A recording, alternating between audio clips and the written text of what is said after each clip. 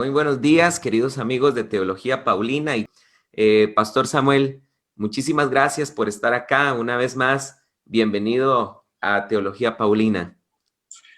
Gracias a vosotros por la invitación. Para mí es siempre un privilegio poder abrir la Biblia, compartir la Biblia y considerar con otros lo que la Biblia nos enseña a cada uno. Muchísimas gracias. Tuvimos la dicha de tener hace 2 meses al pastor Samuel Milos hablando sobre temas de los judaizantes. Esa entrevista está en el canal de YouTube de Teología Paulina, por si ustedes quieren ver esa entrevista, si se la perdieron. Y bueno, aquí tenemos esta que sabemos que por la hora, tal vez en Latinoamérica es una hora un poco complicada, pero también igual la entrevista queda aquí en YouTube y en Facebook. Bueno, queda en Facebook en vivo y también queda en YouTube más adelante y la pueden consultar cuando ustedes gusten. Bueno, vamos a comenzar para aprovechar el tiempo. Pastor Samuel, bueno, como usted sabrá bien, la doctrina de la Trinidad muchas veces no es una doctrina fácil de entender. Hay personas que simplemente no la entienden.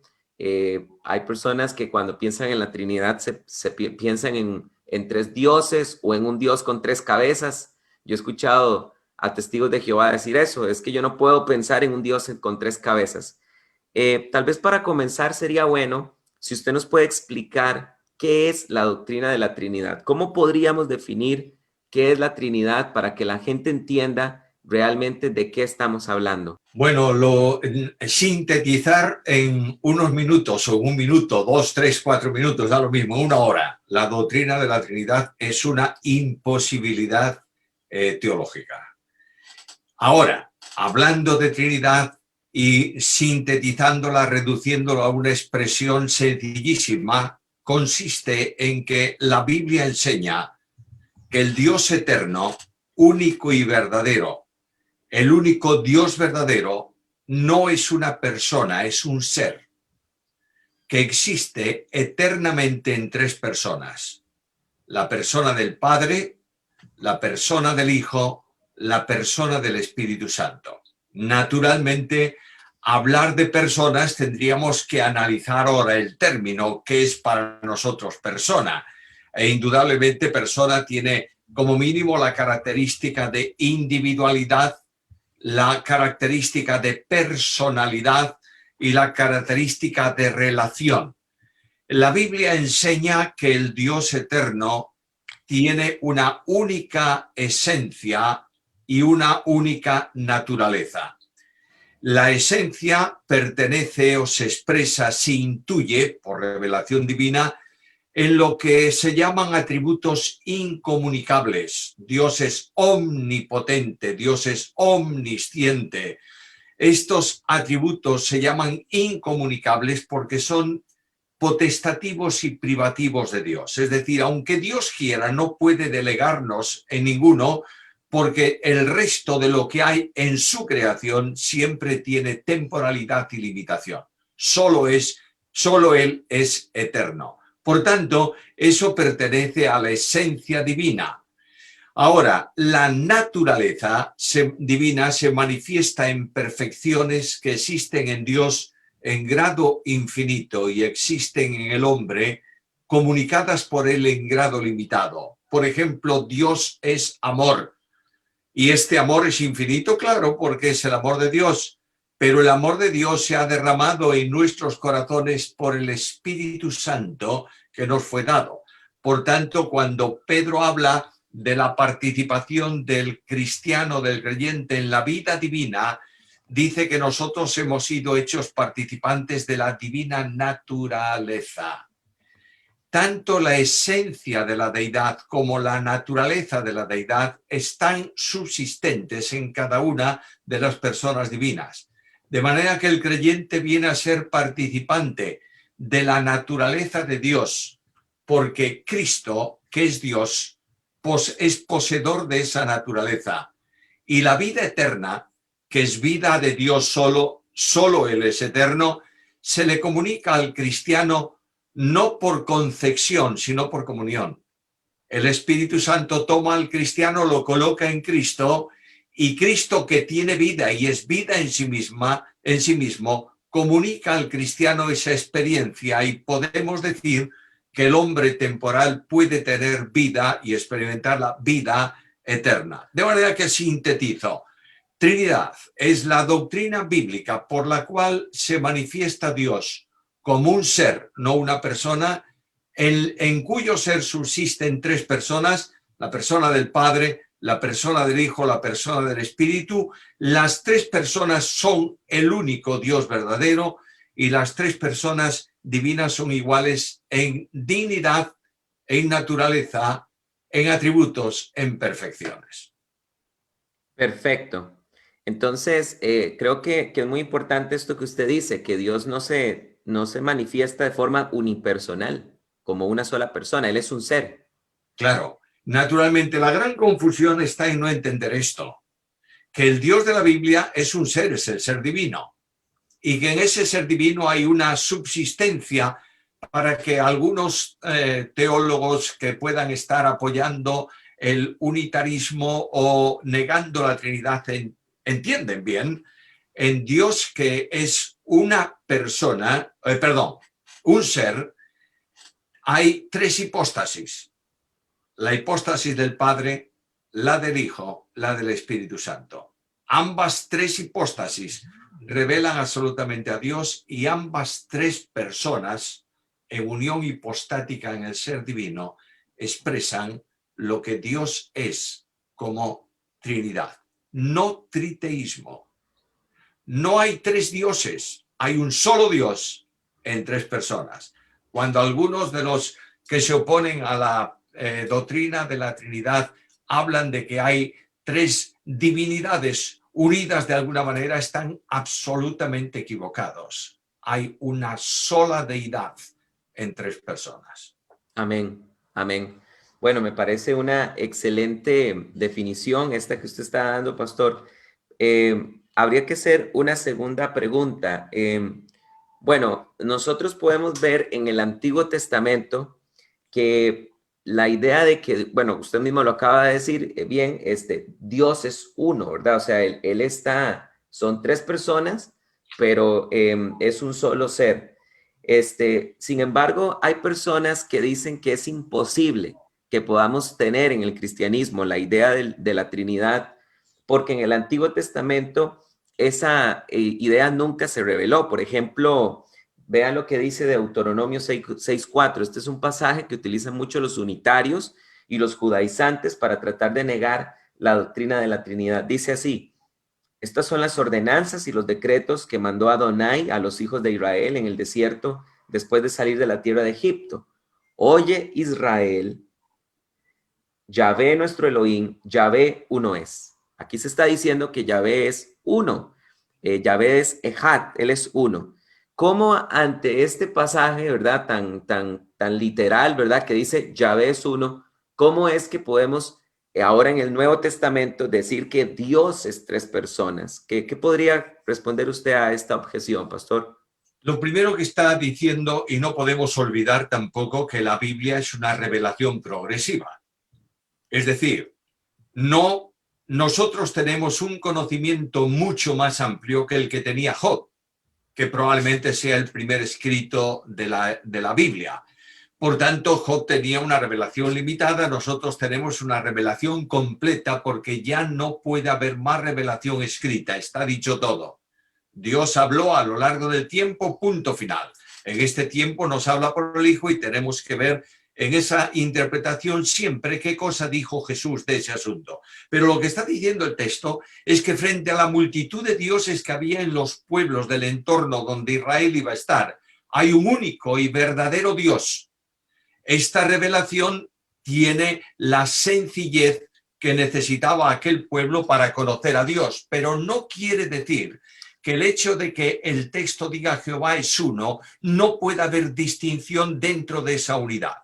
Los que conocen el Antiguo Testamento bien se darán cuenta de que hay dos ejemplos muy elocuentes, muy evidentes de división dentro de la unidad. Por ejemplo, abro el libro de Génesis, capítulo 1, y comienza la creación, y en cada una de los en momentos creacionales de los 7 días, hay una frase muy clara: y fue la tarde y la mañana de un día.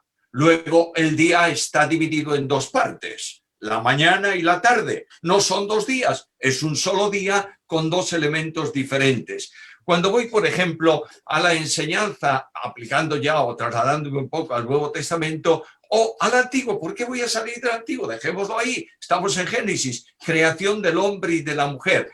Y dejará el hombre a su padre y a su madre y se unirá a su mujer, y serán los dos una Uno.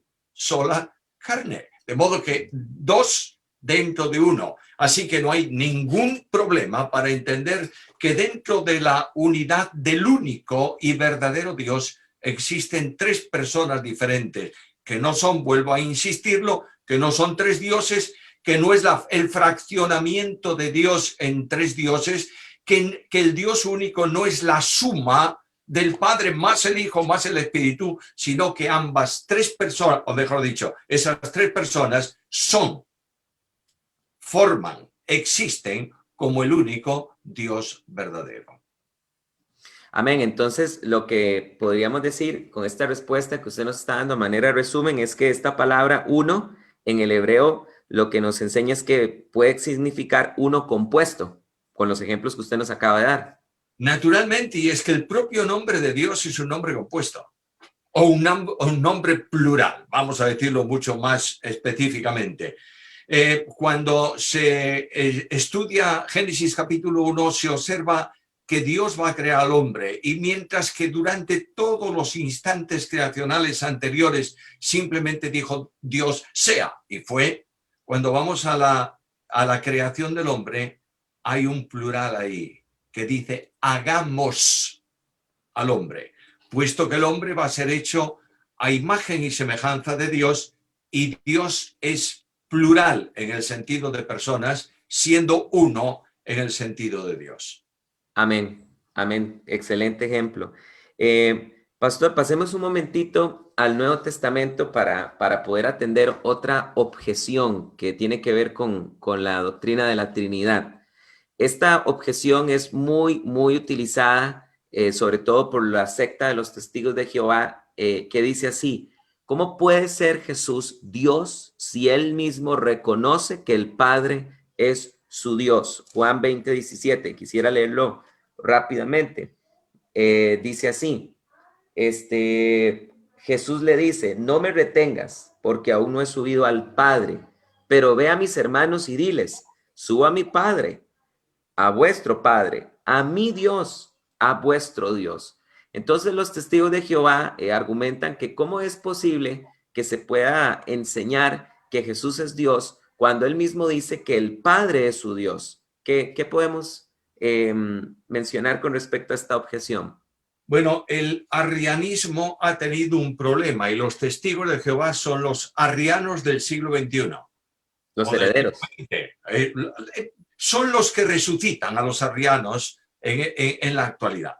Y lo que no ha querido entender, no porque no sean capaces, sino porque no quieren entender, en la deidad son 2 cosas. Una, la pluralidad de personas en el único Dios verdadero. Segundo, no son capaces de asimilar 2 naturalezas en una persona. De manera que Jesucristo el Señor, en Juan capítulo 1 se le presenta como el Verbo eterno, y todos conocen perfectamente ese versículo en donde Juan dice: en el principio, en el origen, anterior a todas las cosas, en el principio era el Verbo. El Verbo era con Dios y el Verbo era Dios.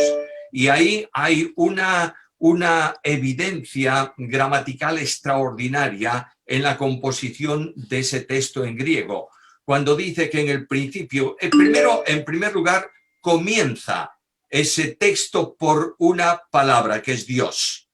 Comienza por Dios.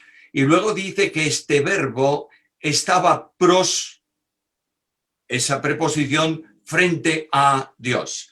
Hay en nuestras versiones traducen: en el principio el verbo era con Dios, el verbo era Dios. Esa preposición con, que necesariamente por el idioma tiene que ser traducida de esa forma, es la preposición cabe. Nosotros no utilizamos en castellano la preposición propia cabe. Estamos diciendo en nuestras preposiciones ante, bajo, cabe, pero nadie usa esa preposición hoy. Yo no puedo decir, yo estoy cabe Juan Carlos, porque no me entienden. ¿Qué es eso de cabe Juan Carlos? La preposición cabe indica frontalidad, de manera que lo que dice que en el seno eterno de la deidad el verbo estaba frente al Padre, no en oposición, sino en respuesta de amor que personifica a la tercera persona de la deidad, el Espíritu Santo. Por tanto, lo que dice Juan es que el verbo y el Padre estaban frente a frente. Lo voy a decir con otras palabras aplicativas. El Padre decía, este es mi Hijo amado.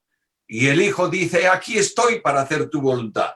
Y el Espíritu Santo, en diálogo de amor entre el Padre y el Hijo, se personifica como la tercera persona de la deidad. Por tanto, lo que está diciendo la Biblia es que el verbo que es Dios, si no es Dios, no es verbo, no es eterno, porque el verbo viene para expresar el pensamiento del Padre.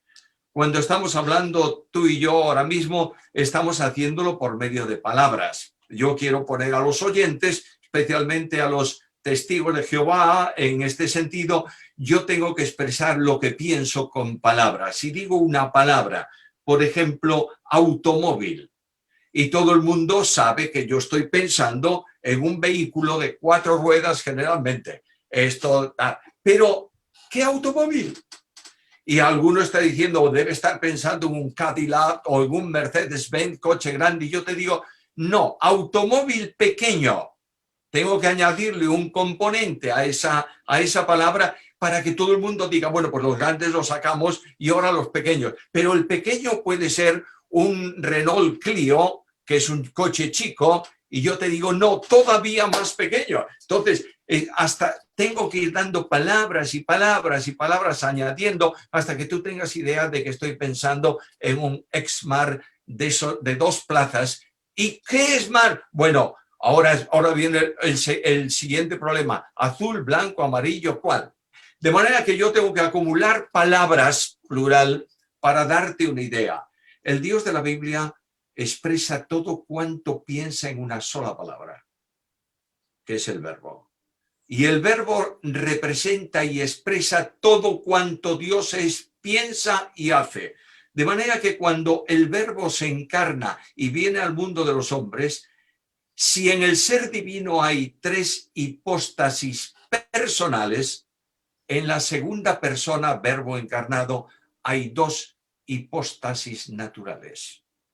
Es decir, es una persona divina con 2 naturalezas. Por tanto, desde la naturaleza humana, este verbo eterno, como hombre, porque es un hombre perfecto, no puede subsistir independiente de la persona, pero es un hombre perfecto, como hombre, tiene un único Dios, y ese único Dios es el Padre. De manera que Cristo dice algo muy lógico a los discípulos. Yo subo a mi Padre que también es el vuestro.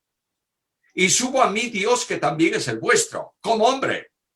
Pero indudablemente la vinculación en la deidad se produce por su condición divina y no humana. Cuando Cristo resucita, anteriormente en Juan 17, dijo a su Padre, dame, devuélvame, recupérame la deidad que tuve, la gloria que tuve contigo antes que el mundo fuese. Pero lo que está diciendo Jesús es que en su naturaleza humana, durante su ministerio en la tierra, había limitación. Por tanto, tomó la limitación para hacerse hombre semejante a los hombres. Ahora, en la resurrección y glorificación, la gloria de la deidad descansa también en su humanidad glorificada. Y cuando abres Apocalipsis capítulo 1, ves la impresionante dimensión del Cristo resucitado, que es la dimensión de la deidad. Amén. Claro, entonces hay que entender esto, ¿verdad? Casi que resumiendo con las palabras de Pablo, cuando dice que el verbo se vació, ¿verdad? El Hijo se vació de sí mismo, ¿verdad? Haya pues en vosotros este sentir que hubo en Cristo Jesús, el cual se vació de sí mismo, ¿verdad? Se vació de esas condiciones incomunicables que mencionabas vos, ¿verdad?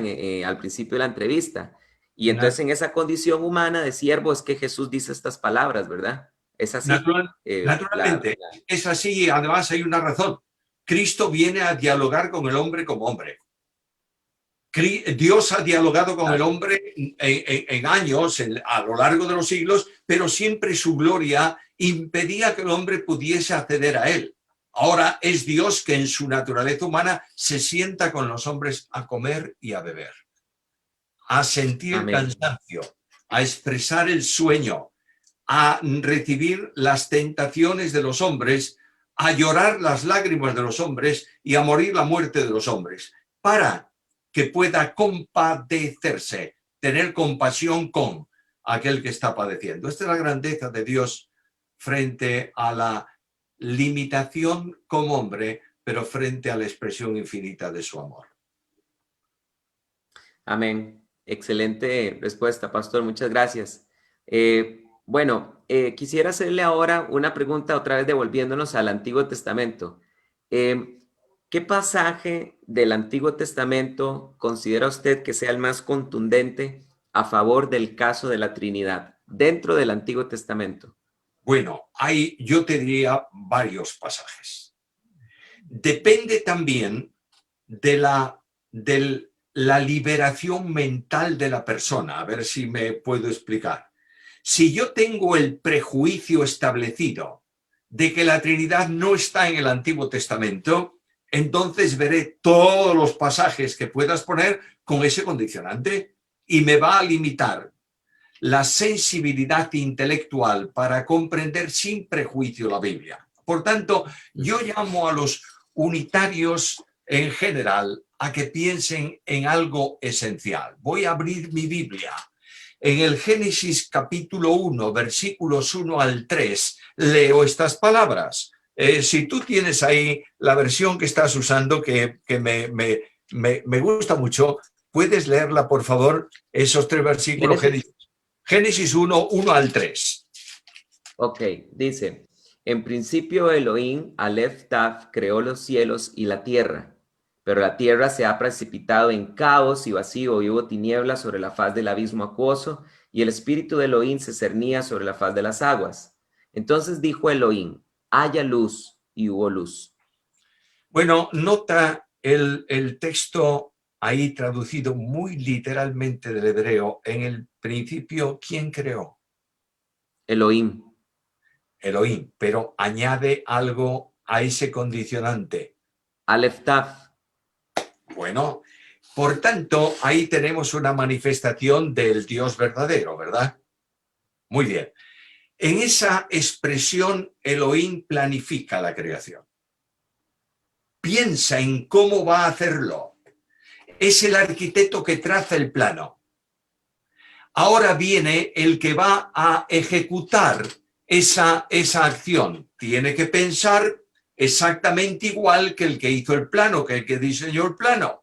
No es el que lo diseñó en sí, pero es alguien que conoce plenamente el pensamiento del diseñador. Y eso aparece en el versículo 3, dijo Elohim. Es decir, el que planifica ahora lo expresa en toda la dimensión. ¿Y quién lo ejecuta?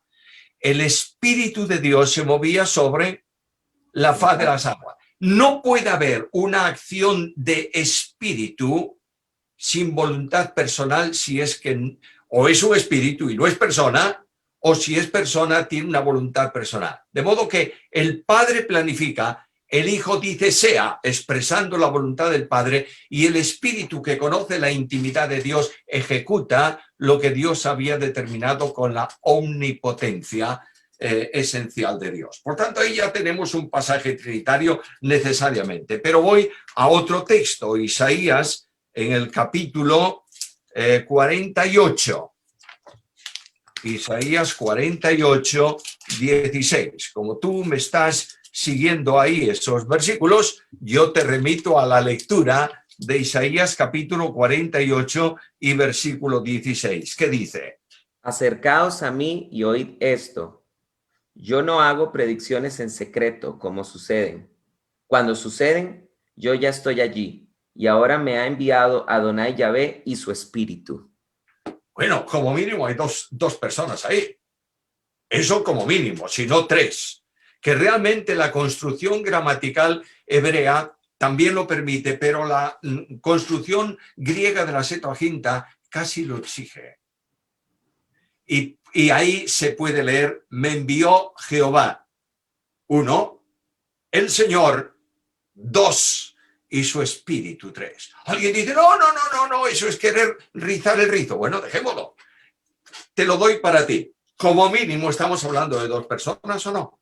Porque me envió a Adonai. ¿Y quién más? Y su Su espíritu. espíritu. Por tanto, no puede decir, cuando yo doy una instrucción a una persona, le digo, haz esto. Y esa persona dice, ¿quién lo hace? Y alguien le pregunta, ¿quién dijo que lo hicieras? Me lo dijo Samuel.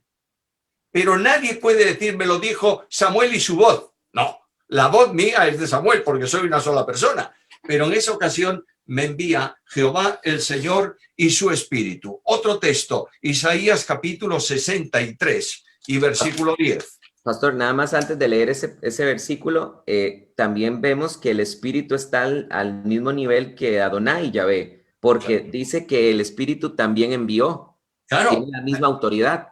la misma autoridad y la misma disposición y el mismo privilegio. Por tanto, ahí están 2 personas que están vinculadas, que están al mismo nivel y que tienen la misma autoridad. 63:10. Pero ellos se rebelaron y contristaron su espíritu, por lo que se tornó en su enemigo y guerrió contra ellos. Entonces se acordaron, y guerrió contra ellos. Bueno, ¿a quién contristaron? A su espíritu. No se puede contristar una fuerza, ni se puede contristar un elemento, se contrista a la persona. De ahí que en el Nuevo Testamento el apóstol Pablo diga a los creyentes, no contristéis al Espíritu. Por tanto, si se puede contristar, es que es una persona y tiene personalidad. Podríamos añadir un montón de pasajes más, pero yo creo que es más que suficiente. Nadie puede decir que Dios uno es una persona sola en el Antiguo Testamento. No es verdad.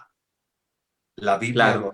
lo Y revela aparte así. que también con este pasaje que usted está mencionando, queda totalmente insostenible lo que dicen los testigos de Jehová, que el Espíritu Santo es una fuerza activa, porque aquí bien hemos leído que el Espíritu Santo tiene sentimientos, que es propio de una persona. Claro, es que esa idea de fuerza activa es decir una mentira vestida de verdad. Estamos en una época, querido amigo mío, querido hermano, estamos en una época que las fake news, las noticias falsas, las medias noticias están funcionando. Claro. Pero esa media noticia, cuando tú la analizas a fondo, no se puede sostener. Esta es una media falsa noticia y no se sostiene porque nadie puede afectar una experiencia, una parte, una acción humana, afecta a la persona. Totalmente, totalmente. Perfecto. Bueno, vamos avanzando muy bien. Ahora, pastor, sería la misma pregunta, ¿verdad? Eh, contestamos que pasajes del Antiguo Testamento contundentes que favorecen el caso de la Trinidad, pero ahora yo creo que es un poco más fácil, pero sí sería bueno hacer la pregunta. ¿Qué pasajes del Nuevo Testamento son contundentes a favor del caso de la Trinidad? Bueno, yo voy a citar uno que solamente con citarlo ahora mismo, algunas manos se van a levantar para decir, eso no está en el texto original. Mateo capítulo 28 y versículo 19. Cristo establece la gran comisión y le dice, con la autoridad que me ha sido dada, tengo toda la autoridad en el cielo y en la tierra. Por tanto, con esta autoridad mía yo os envío. Id a las naciones y haced discípulos, bautizándolos en el nombre del Padre y del Hijo y del Espíritu Santo. Claro, te van a gritar inmediatamente. Ese texto no está en los manuscritos mejores. No. No está en los manuscritos más antiguos. No, no es verdad, quiero decir. Porque en los textos bizantinos está ese texto. Y hay referentes textuales alejandrinos que también lo contienen, pero es que me da igual. Cuando dice en el texto bautizándolos en el nombre del Señor, está afirmando una autoridad que ningún hombre puede tener. Por tanto, la Trinidad está ahí y esto fue enseñado por los padres de la Iglesia desde el principio. Alguien me va a decir, pero yo no creo en los padres de la Iglesia que pueden equivocarse. Te regalo el texto. Voy a otro. Carta primera a los Corintios, capítulo 12, versículos 4 al 6. 4 del 11 de 1 Corintios 4. 4 no, perdón. Primera Corintios 12. Ajá. Del 4 al 6. Ok, lo leo. Sí, sí, por favor. Ahora bien, hay diversidad de dones, pero el Espíritu es el mismo, y hay diversidad de servicios, pero el Señor es el mismo, y hay diversidad de actividades, pero Dios, que está energizando todas las cosas en todos, es el mismo. 3. Es, en primer lugar, los dones que provienen del Espíritu y es el mismo, no uno, sino el mismo. Segundo, ministerios que envía el Señor como cabeza de la Iglesia, pero añade es el mismo. Y luego el poder operativo de Dios vinculado a Dios sin artículo, que siempre en el Nuevo Testamento se refiere al Padre. ¿Y qué dice? Es el mismo. Reitera la unidad divina. Es el mismo, el mismo, el mismo. Pero es el Señor por un lado, el Espíritu por otro, el Padre por otro. De modo que tenemos un texto trinitario que desarrolla el pensamiento de Deuteronomio capítulo 6. Dios es uno, es el mismo. Segunda a Corintios, una epístola más allá, y yo creo que bueno, voy a ver si me acuerdo de citar un par de ellos más. Vamos a ver. Segunda a Corintios, capítulo 13, y yo creo que es el versículo 14 o 15, que es donde se cierra la carta. Sí, el versículo 14, por favor. La gracia del Señor Jesucristo, el amor de Dios y la comunión del Espíritu Santo sean con todos vosotros. ¿Es una bendición trinitaria? Por supuesto, Totalmente. y divina. Totalmente. Ahí está el Padre, ahí está el Hijo, ahí está el Espíritu Santo. Y lo más sorprendente es que la gracia de Dios descansa en Cristo. Juan 1,14, ¿qué dice? El verbo estaba lleno de Luego se gracia y hizo verdad. carne, habitó entre nosotros y vimos su gloria como del unigénito del Padre, lleno de Gracia gracia. y verdad. Por tanto, la gracia viene con Jesucristo. El Dios que expresa la gracia, la persona que expresa la gracia de Dios. El amor del Padre. Dios es amor, esencialmente Dios es amor. Y la participación, la comunión, la vinculación de amor del Espíritu Santo, que es el que hace la unidad de la Iglesia. Solícitos en guardar la unidad del Espíritu en el vínculo de la paz. Por tanto, la operatividad no es de fuerzas y de manifestaciones, sino de personas que actúan ahí. Otro ejemplo más, a ver, Efesios. Yo creo que es el capítulo 4, que es el capítulo que habla de la unidad de la Iglesia, Efesios capítulo 4. Estoy abriendo mi Biblia, te traslado la lectura a ti, pero estoy buscando yo el versículo. Efesios capítulo 4, versículos 4 hasta el versículo 6. Un cuerpo y un espíritu, como también fuisteis llamados en una esperanza de vuestro llamamiento. Un Señor, una fe, un bautismo, un Dios y Padre de todos, quien es sobre todos, a través de todos y en todos. Bueno, ahí están las bases unitarias de la Iglesia vinculadas ¿a qué? A las tres personas divinas. Notemos en primer lugar un cuerpo y un Espíritu. espíritu, porque la unidad del cuerpo la hace el Espíritu Santo vinculando a cada salvo en Cristo. En segundo lugar, el dueño de la Iglesia, que es Señor de la Iglesia, Jesucristo, un Señor, una fe, un bautismo. Y luego, lo que es importante es que el Espíritu tiene muchísimo cuidado para evitar errores. Y ahí no dice un Dios genérico, dice un Dios y Padre. Y esa conjunción copulativa establece dos condiciones dentro de la oración. Es el Dios que es Padre. Es decir, este Dios y Padre es además una nota, los que quieran estudiar eso un poco, notarán que en cada uno de los versículos hay una triple manifestación de vínculos unitarios. En primer lugar, un cuerpo, un vínculo de la paz, un cuerpo, un espíritu, como fuiste llamados a una esperanza de vuestra vocación. En segundo lugar, en el versículo 5, un Señor, una fe, un bautismo.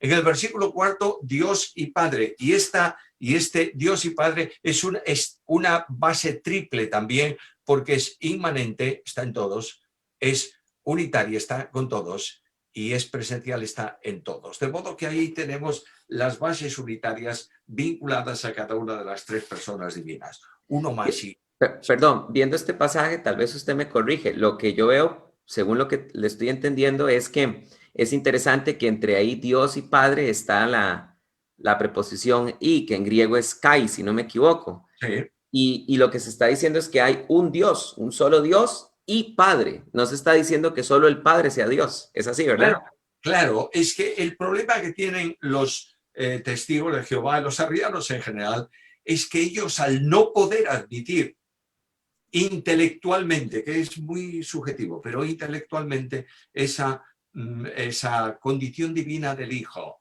cuando van a Juan capítulo 1, lo traducen así: en el principio era el verbo era con Dios y el verbo era un Dios.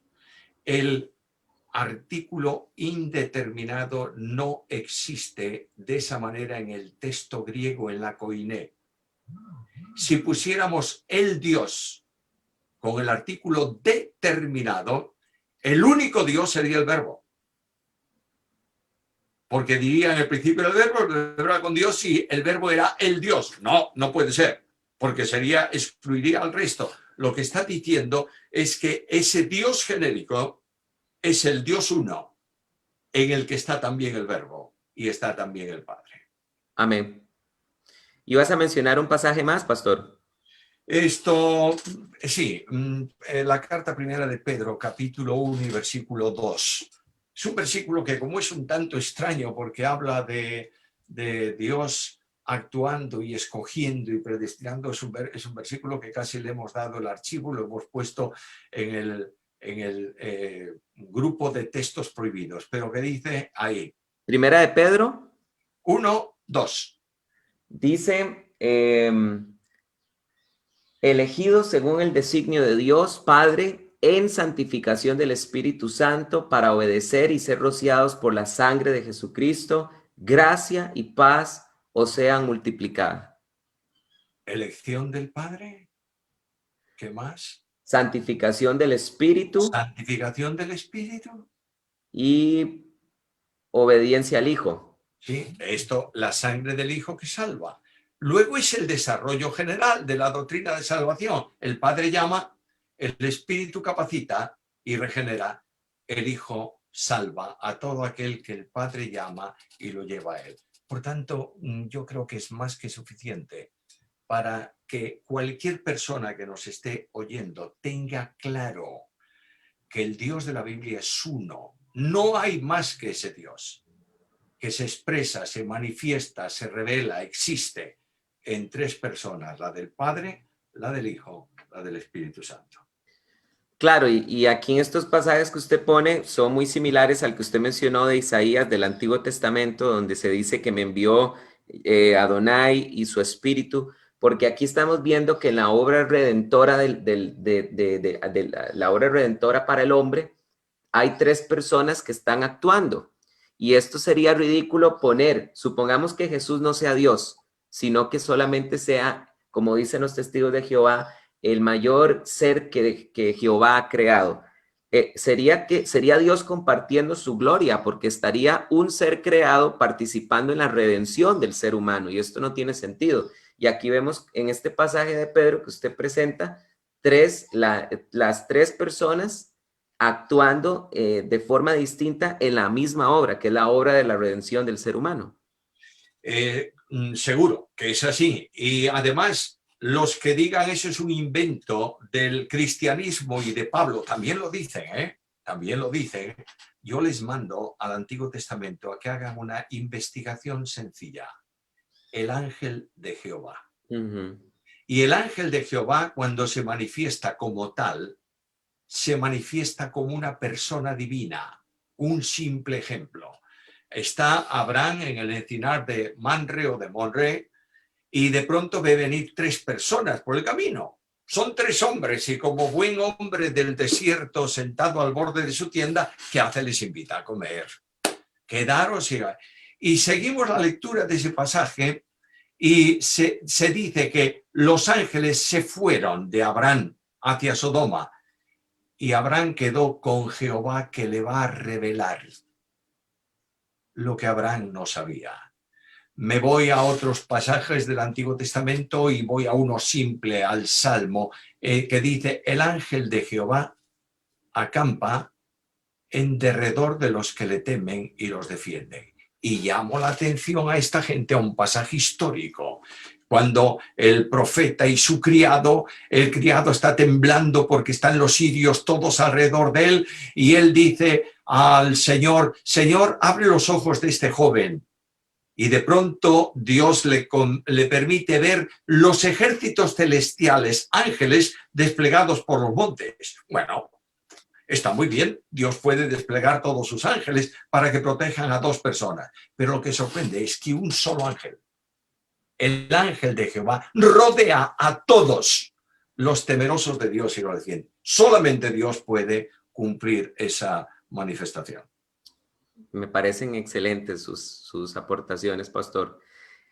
Para ir ya aterrizando, pastor, nos quedan unas 2 preguntas más solamente. Creo que esta pregunta es muy, muy importante. ¿Es necesaria la doctrina de la Trinidad para salvación?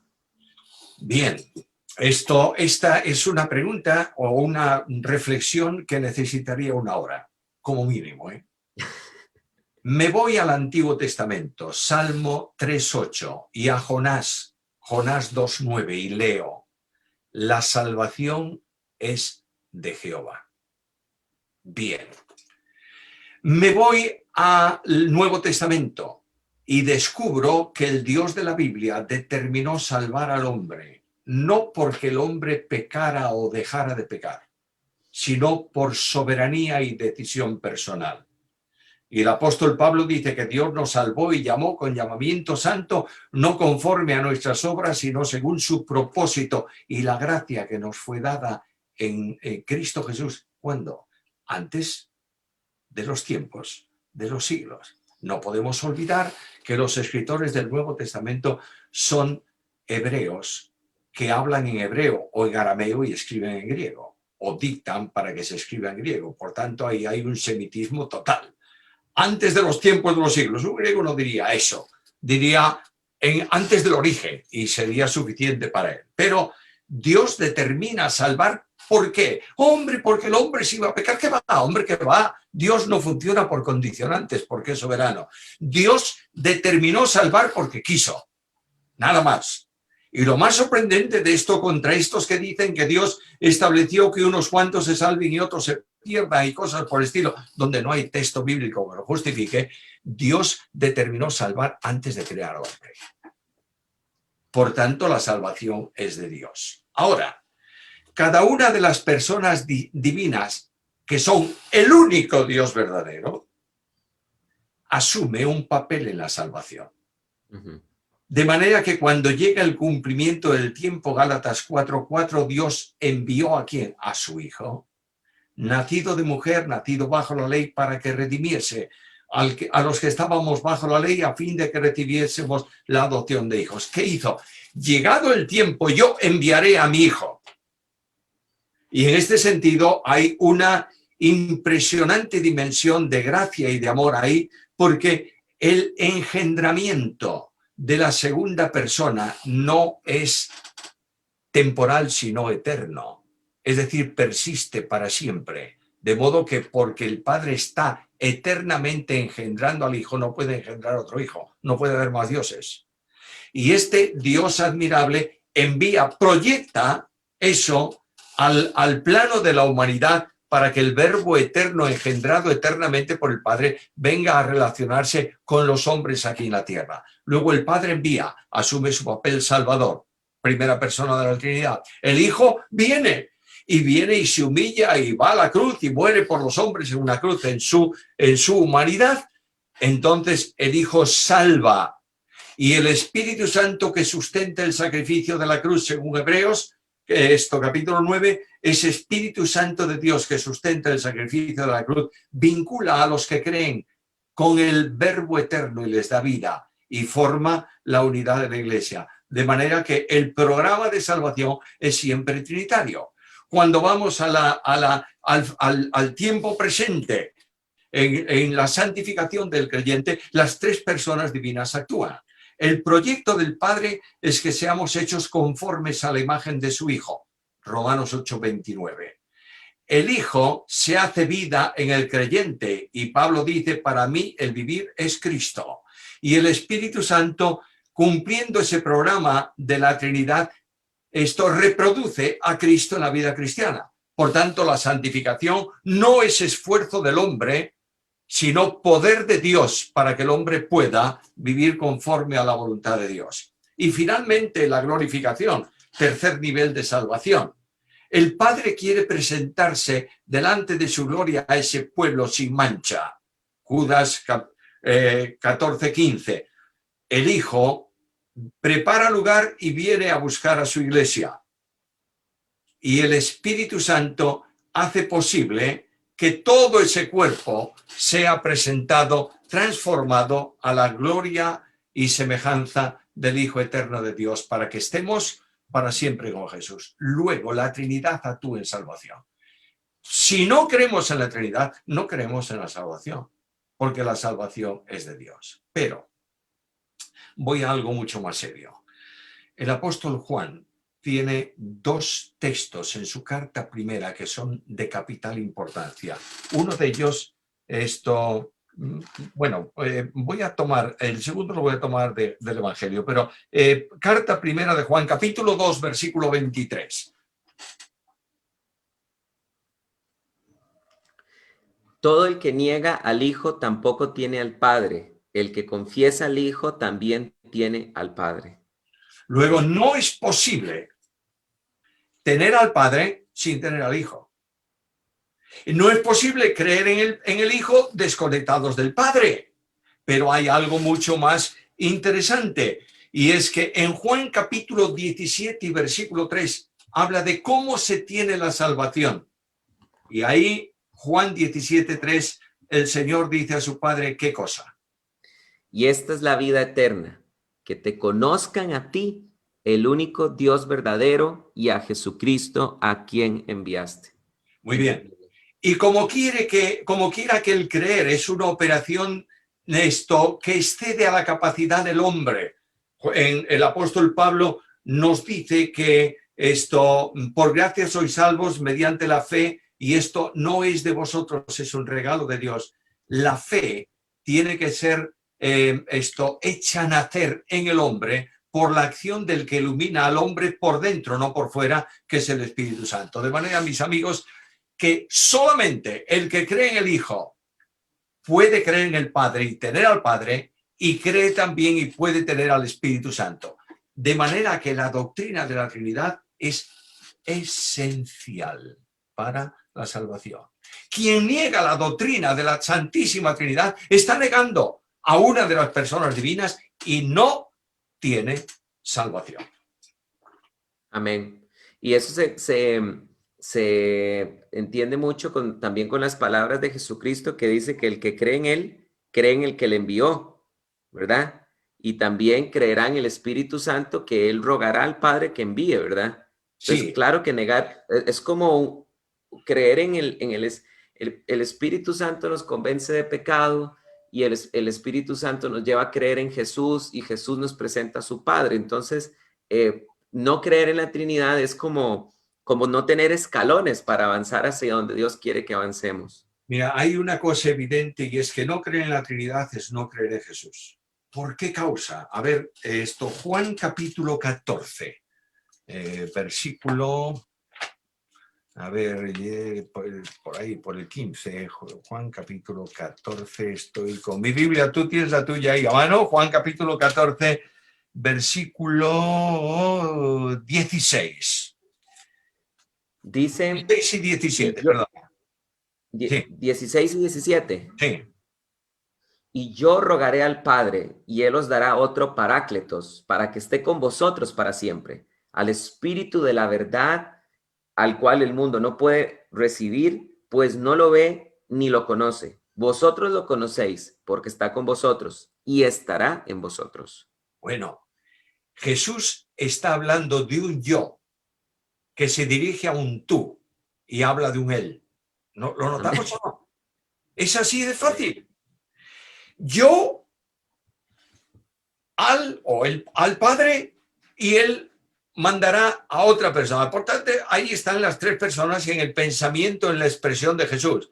No crees en la Trinidad, no crees en Cristo, estás llamándole mentiroso. Es así de Amén. serio. Y él dice, os enviaré. Y más adelante, en el estudio del Espíritu Santo procede del Padre y del Hijo y es enviado a los hombres de la primera y segunda persona. Porque necesariamente la primera persona está vinculada en forma individual a la segunda por generación. Yo te he engendrado hoy. Pero la tercera está vinculada a las dos, porque la tercera persona se personaliza como expresión del amor del Padre y del Hijo. De ahí que está siempre vinculado. Y otra cosa importante en el estudio de la Trinidad es la procesión de personas divinas. Es decir, el Padre no procede de nadie, porque es origen sin ser generado. Pero el Hijo procede del Padre. La vida distributiva de Dios viene del Padre al Hijo. Y la vida distributiva a la tercera persona viene del Padre y del Hijo al Espíritu. A ver si pongo un ejemplo simple para los que no están a lo mejor muy acostumbrados a estos asuntos teológicos. Yo no sé cómo llamáis ahí a estos enchufes múltiples que tienen tres, que se enchufan en la pared y puedes enchufar tres cosas. Em, Regleta. Regleta, muy bien. Menos mal que hay alguien que le llama como en España, porque en otros países yo he preguntado un día, oye, necesitaba una regleta para enchufar. Y me dice, ah, sí, una zapatilla. Bueno, no una zapatilla.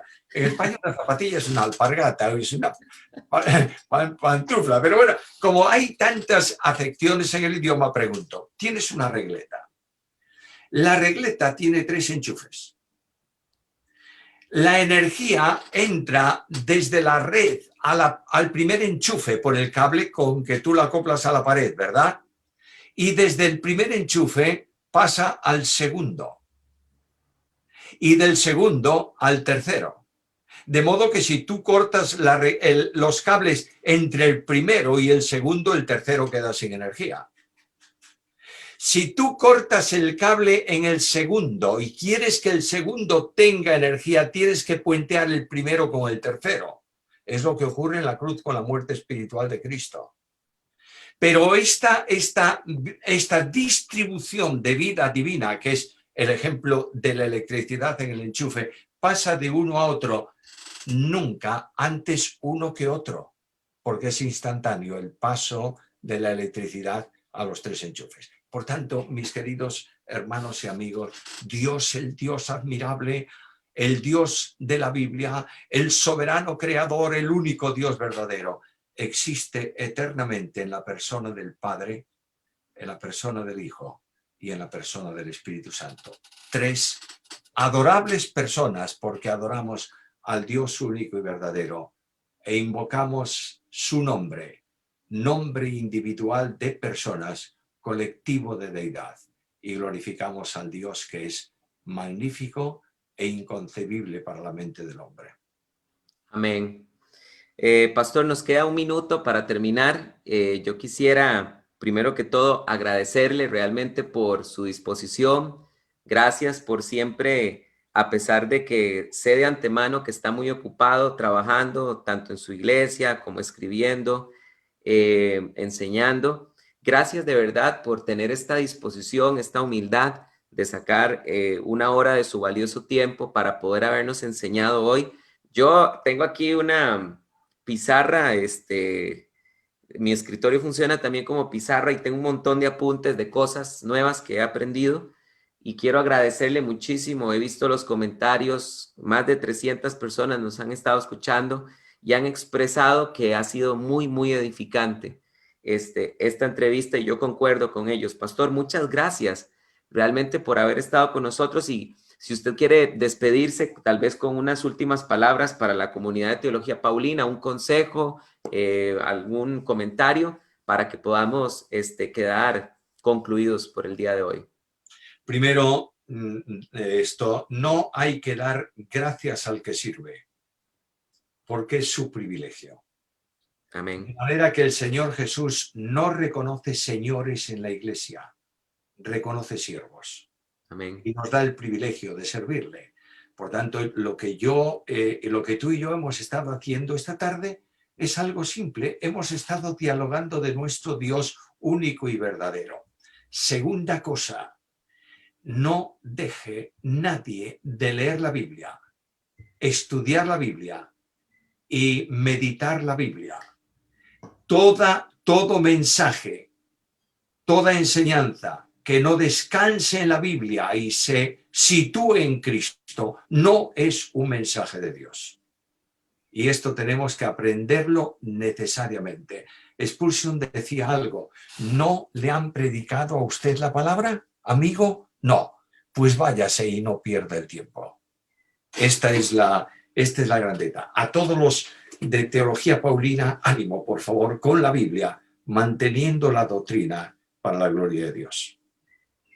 Pastor Samuel, fue un tiempo de muchísima edificación. Esperamos que en algún momento lo volvamos a tener, ¿verdad? Esperamos que no sea la última ocasión que lo tengamos acá porque disfrutamos muchísimo, aprendemos muchísimo. Dios bendiga a toda la comunidad de Teología Paulina por haber estado aquí con nosotros y que todo en esta semana les salga muy bien. Pastor, fue un tiempo muy agradable y que Dios me lo bendiga mucho y también un saludo para su esposa. Gracias de vuestra parte. Dios os bendiga. Que Dios los bendiga. Hasta luego.